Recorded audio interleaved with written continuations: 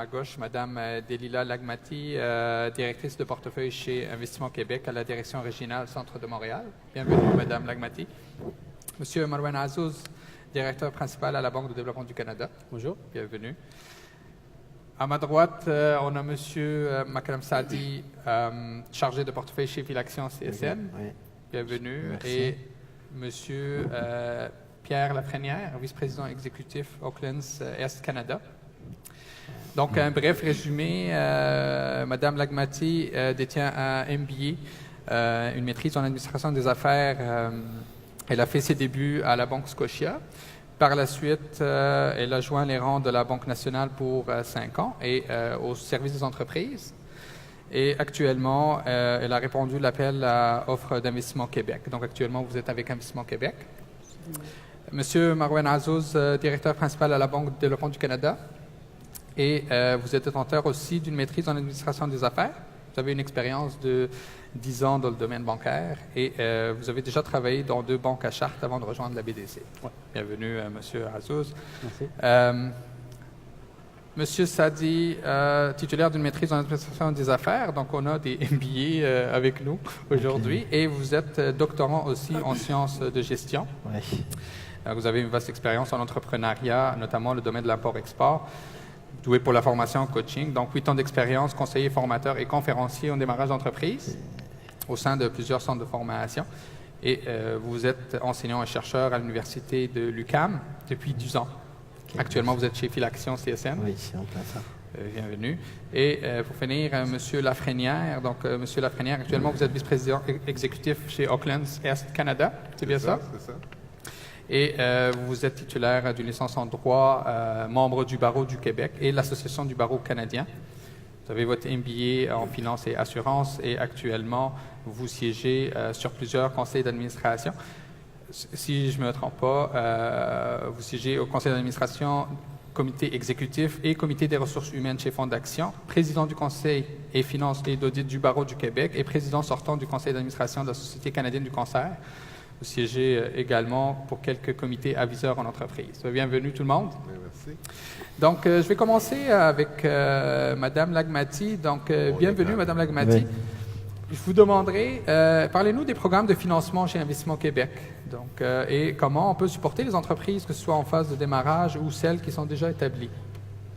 Alors, si vous permettez, je vais faire un petit préambule, simplement pour situer un peu Investissement Québec dans l'écosystème financier ici au Québec. Donc, Investissement Québec, c'est une organisation gouvernementale. Notre rôle, notre mission, c'est d'abord un rôle de développement économique. Notre rôle, c'est de supporter les entrepreneurs, tant québécois, mais des entrepreneurs étrangers qui veulent s'établir au Québec également. On est là pour également encourager l'investissement au Québec. Donc, comment on intervient pour répondre à votre question? Alors, on intervient sous différentes formes. On a différents programmes pour soutenir les différentes phases de développement d'une entreprise. Donc, on est là pour soutenir une entreprise qui serait en démarrage. Donc, on a des outils appropriés, du capital de risque notamment. On est là également pour soutenir la croissance d'une entreprise. Donc, on intervient sous différentes formes, soit sous forme de prêts directs, un peu comme font les banques. On va souvent travailler avec les institutions financières ou avec également la Banque de développement du Canada.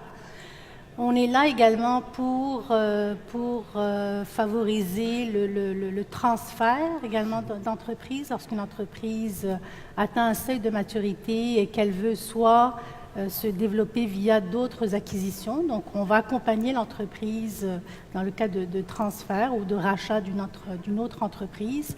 On est là également pour soutenir des projets d'exportation. Donc, si l'entreprise veut croître en allant chercher des marchés à l'international, donc on va également soutenir des entreprises québécoises qui veulent exporter. On intervient également lorsque nous avons des entreprises étrangères, donc on est dans un salon maghrébo-canadien, donc des entreprises, mettons, du Maghreb qui aimeraient venir investir ici au Québec. Alors on a toute une équipe dédiée pour accompagner ces entreprises-là pour venir investir au Québec et on a des outils également appropriés. Par rapport à notre façon d'intervenir, on intervient de différentes formes.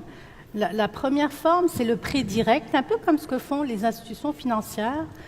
Je vous dirais, pour positionner un petit peu notre offre par rapport à celle des institutions financières, c'est qu'on est un prêteur beaucoup plus patient, on est un prêteur beaucoup plus flexible.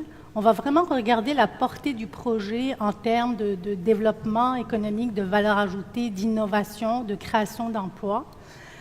Et on intervient également sous forme de garantie de prêt. Donc, si, mettons, l'entrepreneur en question va voir une institution financière, l'institution financière n'est pas très à l'aise avec l'entreprise, même si, mettons, le projet a quand même du sens. À ce moment-là, on va dire à l'institution financière, tu peux accompagner l'entrepreneur en question, puis nous, on va venir t'offrir cette garantie dont tu as besoin. Donc, c'est aussi une autre façon d'intervenir. On a aussi une équipe qui s'occupe de toute la portion recherche et développement. Donc, lorsqu'on a des entreprises qui sont très innovantes, qui font beaucoup de recherche et développement, on est capable de les accompagner pour les accréditer, pour qu'ils soient éligibles au crédit d'impôt. Et on peut également financer ces crédits d'impôt pour soutenir le cash flow de l'entreprise, pour soutenir son fonds de roulement. Donc, il y a des façons directes et indirectes au niveau du financement que vous offrez. Absolument. Donc, merci, Mme Lagmati. Je vais aller vers M. Azouz. Une question. On se rencontrait aujourd'hui à l'occasion du Salon de développement canado-maghrébin. Comment la BDC pourrait aider les entreprises qui sont intéressées par le marché maghrébin? En fait, merci, Refem, c'est une excellente question. La BDC, c'est une société de la couronne. Donc, on est présent dans le Canada entier à travers nos 118 centres d'affaires. On aide les entreprises en croissance. Donc, on ne fait pas seulement du financement. On fait du financement, on donne un service conseil aux entreprises. On a un département qui gère tout ce qui est capital risque. Pour ces financements, d'où je viens,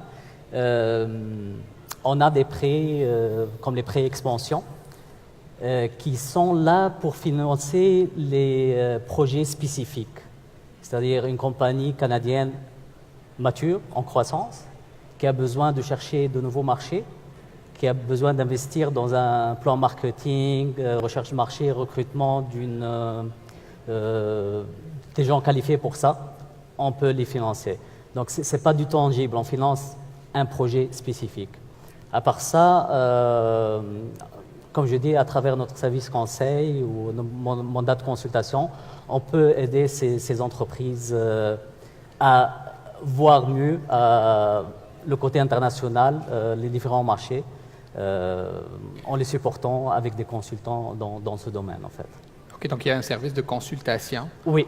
En plus du service de financement. Et on a le service capital risque et ce qu'on appelle le transfert d'entreprise et qui aide les compagnies qui veulent acheter, s'accroître à travers les acquisitions d'entreprises aussi.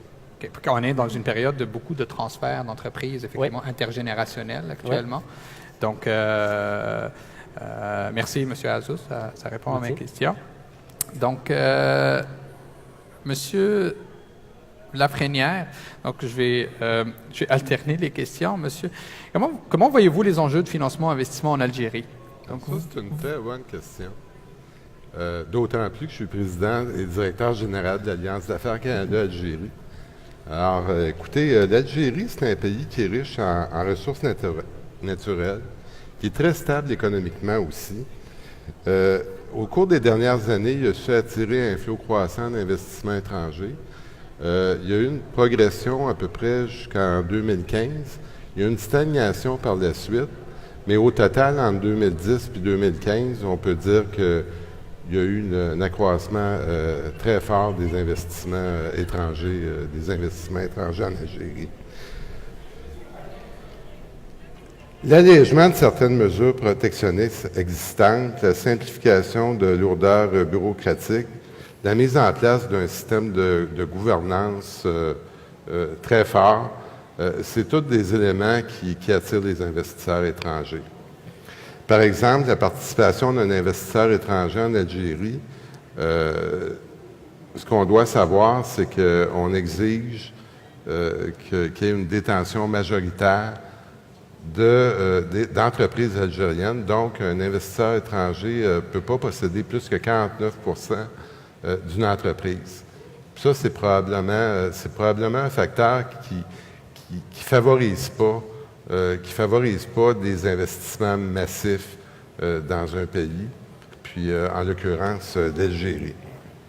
En juillet 2016, le gouvernement a adopté aussi une loi sur la promotion des investissements étrangers qui prévoit de hiérarchiser les avantages accordés selon l'importance des secteurs économiques.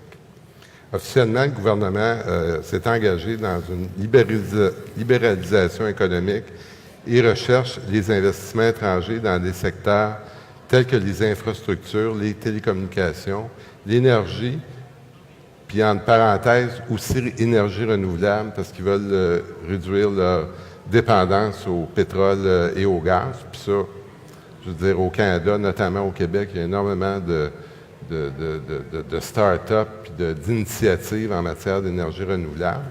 C'est des choses qui pourraient nous attirer en Algérie. L'énergie et l'eau. Alors, les points forts du pays sont des faibles coûts d'intrants énergétiques, gaz, carburant, électricité. Le prix du gaz naturel pour l'usage industriel est 22 fois moins cher que la moyenne européenne, puis l'électricité 6 fois moins chère. La main-d'œuvre est qualifiée, puis est à bon coût. Des réformes récentes afin d'encourager les investissements étrangers ainsi que divers incitatifs pour encourager l'investissement sont aussi un point fort. Proximité de l'Algérie vis-à-vis de l'Europe, notamment certaines ententes avec l'Union européenne, puis il y a aussi un accès facile à des ports en eau profonde. Des points à améliorer, puis là, ce n'est pas une critique sur le pays. Tout le monde a des points à améliorer. Alors, les lenteurs de l'administration, puis beaucoup de gens au Québec ou au Canada diront qu'on a à peu près le même problème. La complexité d'une législation, notamment au niveau fiscal. L'accès foncier industriel est compliqué. Les lois ne sont pas toujours favorables aux investisseurs étrangers, puis je l'ai mentionné tout à l'heure. La détention majoritaire d'une entreprise algérienne par rapport à un investisseur étranger qui ne peut pas aller plus que 49 Alors voilà. Parfait. Puis, mettons, si vous auriez à donner les principales recommandations par rapport à faire aux Canadiens québécois qui veulent investir en Algérie? Alors, au cours des dernières années, on a vu là, une fluctuation du prix des hydrocarbures, mais au global, là, même si on a eu une petite remontée là, à cause de certains événements qui se sont passés, notamment aux États-Unis, il y a eu une baisse importante du prix des hydrocarbures au cours des dernières années, ce qui fait en sorte que l'Algérie est passée d'un bilan positif au niveau de sa capacité, au niveau de son budget, est passé à un déficit budgétaire. Donc, ça vient limiter sa capacité de financer des grands projets. Alors, la priorité maintenant, c'est d'attirer des investissements, idéalement des investissements qui permettent de remplacer des importations ou de produire localement, ou mieux encore d'exporter. L'Algérie a des ententes tarifaires avec les pays de l'ASDA, l'Égypte, l'Union européenne. Alors, ça, c'est un avantage qui est important. Alors, la grande recommandation serait de se trouver un partenaire local, puis particulièrement là, avec la norme du 49 pour les investisseurs étrangers. Puis si le partenaire a accès à un terrain, c'est encore mieux parce qu'il y a, comme je l'ai dit tout à l'heure, il y a une difficulté au niveau de l'accès à des terrains industriels. Un partenaire bien connecté, c'est très utile. Il en va de même pour les autorisations requises, l'importation d'équipements et de matériel, registre de commerce, opérations bancaires, etc. Enfin, il faut être prudent et pas si aux apparences. Par exemple, il y a des besoins en agroalimentaire qui sont immenses, mais l'accès à l'eau est limité. Alors, une gestion de l'eau est très importante. Alors, quand un investisseur décide, tu ne peux pas, par exemple, aller envoyer 2000 vaches en Algérie puis penser que tu vas pouvoir les abreuver à bon coût. gestion efficace de l'eau, très, très importante. Il y a des grands besoins au niveau du conditionnement et de l'entreposage de denrées agricoles, des entrepôts frigorifiques, des entrepôts de surgelés. Le prix de la pomme de terre, par exemple, qui est une denrée de base là-bas, elle fluctue. Pourquoi? Elle fluctue au cours d'une année, là, à la hausse, à la baisse, parce qu'il n'y a pas d'entrepôt pour faire un entreposage correct. Alors, il y a un manque de ce côté-là. Puis, évidemment, je vais le répéter, les grands avantages, c'est le coût de l'énergie, l'électricité, le gaz, c'est très bas. Alors, voilà. Donc, la diaspora algérienne et les investisseurs étrangers, donc, ils gagnent à échanger ensemble, puis éventuellement pour aller chercher du partenariat. Le partenariat, il est clé là-dedans. Hein? Deuxièmement, je veux dire, au niveau des besoins que les gens ont, que l'Algérie a à combler, il y a énormément de choses que nous, au Québec ou au Canada, on peut apporter. Je parlais des énergies renouvelables, d'une part. L'agroalimentaire est quand même assez fort aussi au Canada. Puis inversement, c'est un échange, hein, en fait.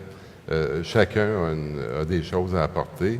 Mais puis en plus, l'Algérie, bien que la langue arabe est la langue officielle en Algérie, c'est quand même un pays où il y a énormément de gens qui parlent français. Un pays de 40 millions de personnes. Le Québec en compte 8. Alors, je vous laisse le calcul. Oui, il y a un avantage à faire là-bas. Alors, merci, M. Lafrenière. Je vais revenir avec M. Sadi. Les principaux défis des entrepreneurs issus des communautés culturelles. Donc, vous êtes avec Filaction CSN dans l'analyse de financement des entreprises à différents stades d'évolution. Comment voyez-vous ces principaux défis? Tout d'abord, merci pour l'invitation. Bonjour tout le monde. Tout d'abord, permettez-moi de présenter un petit peu Filaction parce que pas mal de monde ne connaît pas les Filaction comme un bailleur de fonds. Nous, Filaction, ça fait partie des outils de la CSN. C'est un fonds de développement dont la vocation, c'est de supporter les entrepreneurs à différents stades de développement, que ce soit évolution, que ce soit en démarrage, un développement, croissance. Et c'est dans un souci de création d'emplois durables, de qualité, et surtout dans un souci aussi de développement durable. Nous, on couvre tout le Québec et aussi on couvre tous secteurs confondus, entre autres l'économie sociale, la culture, le tourisme. On intervient sur deux volets, les fonds. On a les fonds spécialisés dont les montants varient de 250 000 et moins, tels que le fonds de tourisme, le fonds afro, et un fonds dédié pour les communautés culturelles, à savoir le fonds Mosaïque. J'ai présenté tout à l'heure un atelier, c'est un fonds qui finance jusqu'à 50 000 et moins sur une période de 3 ans. Donc, et le volet investissement, c'est des fonds des montants qui varient de 50 000 $, ça peut aller jusqu'à 500 et parfois jusqu'à $1 million. Généralement, c'est étalé sur 7 ans. Donc, j'ai essayé de récapituler un petit peu généralement les principaux entraves qui constituent des barrières à l'entrée pour les entrepreneurs ici des communautés culturelles. Mes collègues ici, niveau bailleurs de fonds, j'en suis sûr, ils connaissent ces points-là, mais j'ai aimé les partager avec le public. Tout d'abord, les entrepreneurs, des communautés culturelles, lorsqu'ils embarquent sur le marché québécois et canadien, il y a une méconnaissance de la culture d'affaires ici. Je dis bien le terme culture d'affaires parce que Québec et Canada, la dynamique, la philosophie d'affaires, les valeurs ici, ce n'est pas la même chose que des pays de provenance, c'est-à-dire les pays locaux. L'autre élément, tous les bailleurs de fonds, lorsqu'on reçoit des demandes de financement, généralement, on va demander des incontournables, des plans d'affaires, des staffs financiers, ça c'est clair. Mais un autre élément qu'on demande important, est-ce que le promoteur dispose de l'expérience ou du savoir et savoir-faire nécessaire pour bien mener à terme son projet d'affaires. Ça, c'est un problème majeur parce que les promoteurs des communautés culturelles, lorsqu'ils embarquent ici, ils n'ont pas assez le temps pour aller chercher cette expertise savoir-faire. Ça, on ne le cache pas, donc c'est une réalité. L'autre élément, c'est le problématique aussi majeure, c'est la question de la cote de crédit, l'enquête de crédit. Généralement, chaque bailleur de fonds, lorsqu'on reçoit une demande de financement, on va demander une autorisation d'enquête de crédit. Soit il n'y a pas un crédit carrément, soit un faible crédit, et ça constitue une entrave en soi, ou le pire scénario, avoir une mauvaise cote de crédit. Ça aussi, un problème auquel les communautés culturelles doivent faire attention. L'autre élément aussi, comme élément clé au niveau de l'analyse de chaque demande, c'est que les promoteurs issus des communautés culturelles, au niveau de leurs prévisions, au niveau lorsqu'on reçoit des états financiers, que ce soit des états de résultats, des budgets de caisse, de bilan, on reçoit toujours des prévisions qui sortent un petit peu de la réalité. Et ça, c'est un symptomatique, c'est plus une approche culturelle. Or, si on analyse le dossier en sens que les chiffres ne sont pas réalistes, ça va être aussi une entrave.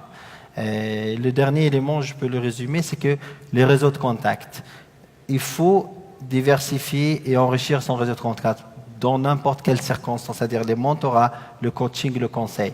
Si les communautés culturelles restent isolées au niveau de leur plan d'action, ça va limiter les chances, je veux dire la probabilité d'aller chercher des financements. Donc ça, c'est grosso modo les points qui résument un petit peu les principaux éléments auxquels les communautés culturelles doivent faire attention pour maximiser leurs chances d'aller chercher un financement.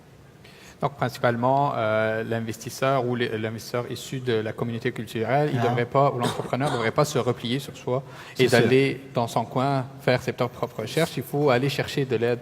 C'est sûr. Et c'est ça l'avantage de la RICS au Québec, ici au Canada, c'est qu'il y a plusieurs instances publiques et parapubliques qui offrent une panoplie d'offres de services. C'est gratuit, des séances d'information.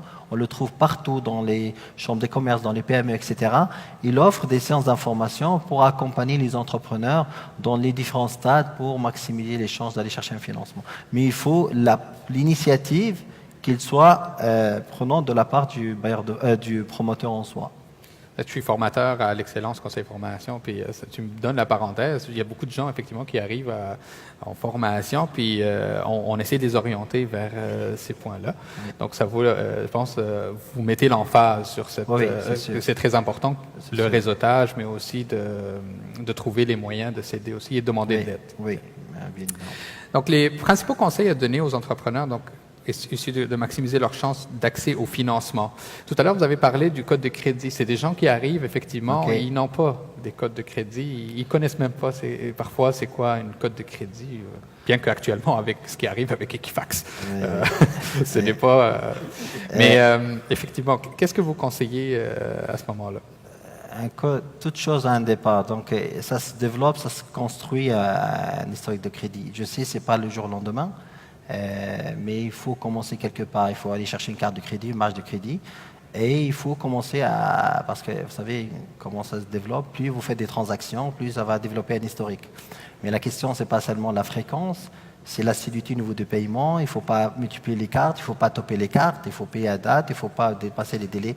Tous ces éléments-là. Et un autre problème aussi au niveau de l'enquête de crédit aussi. Tu remarques une problématique aussi atypique pour les communautés culturelles. Il ne faut pas le prendre comme je dénigre, mais il ne faut pas prendre comme critique. Il faut faire attention à un élément. La carte de crédit, qu'on va aller chercher pour faire notre historique de crédit, il faut qu'elle soit un outil de paiement et non pas un outil de financement. Et ça, généralement, tu trouves plusieurs promoteurs, ils topent leur carte de crédit pour aller chercher des équipements. Or, généralement, il faut aller chercher un prêt à terme conventionnel, dédiés tels que les PPE pour aller chercher un financement.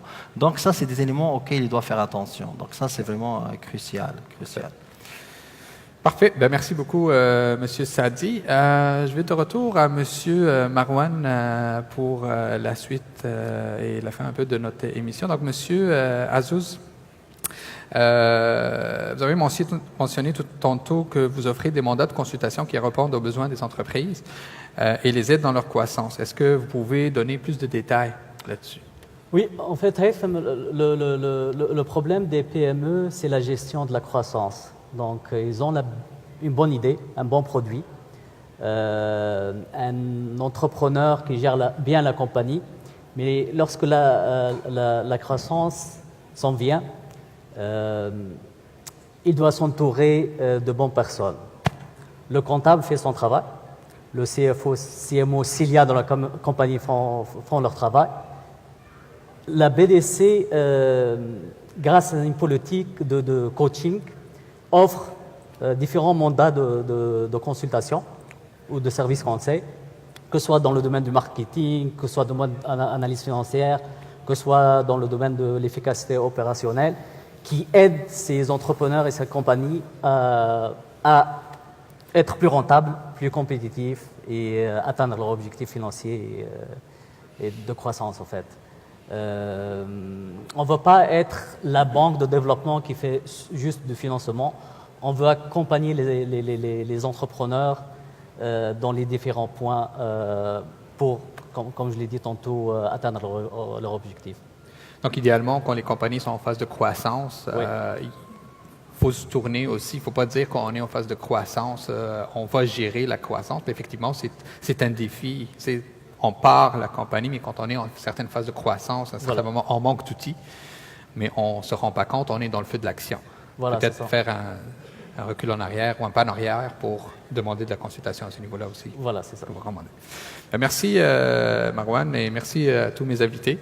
Donc, ce fut un plaisir de vous avoir sur le plateau d'aujourd'hui. Donc, merci beaucoup. Merci. Merci. Merci.